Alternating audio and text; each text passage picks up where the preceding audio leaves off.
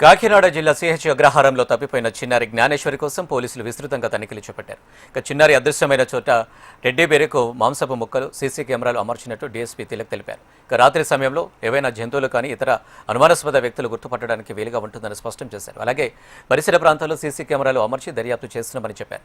గ్రామానికి సమీపాన ఉన్న చెరువులో ఎన్డీఆర్ఎఫ్ బృందాలు తనిఖీలు చేపట్టినట్లుగా డీఎస్పీ తిలక్ వెల్లడించారు.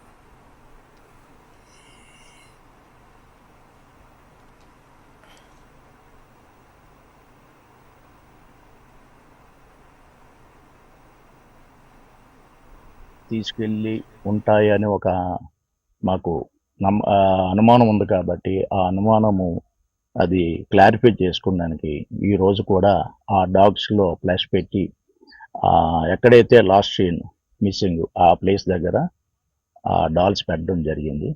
పెట్టి ఈ స్పై కెమెరాస్ కూడా అక్కడ అమర్చాము.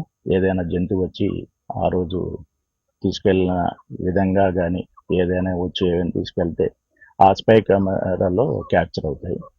అలాగే ఫారెస్ట్ డిపార్ట్మెంట్ వాళ్ళు కూడా అక్కడ ట్రాప్ కెమెరాస్ కూడా పెట్టారు. అది ఈ యానిమల్ ట్రాపింగ్ అవి అవి వస్తే అవి కూడా అందులో క్యాప్చర్ అవుతాయి. ఈ విధంగా అన్ని టెక్నాలజీని యూజ్ చేస్తున్నాము.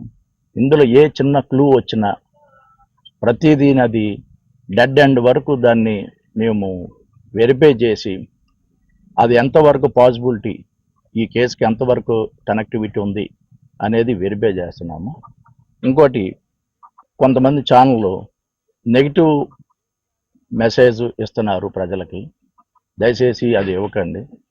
ఇలాగ ఇది మీరు ఇస్తే మేము లీగల్గా చట్టపరంగా వాళ్ళకి నోటీసులు ఇచ్చి మరి క్రిమినల్ కేసులు కూడాను మేము వాళ్ళపై తీసుకుంటానికి వెనకాడమని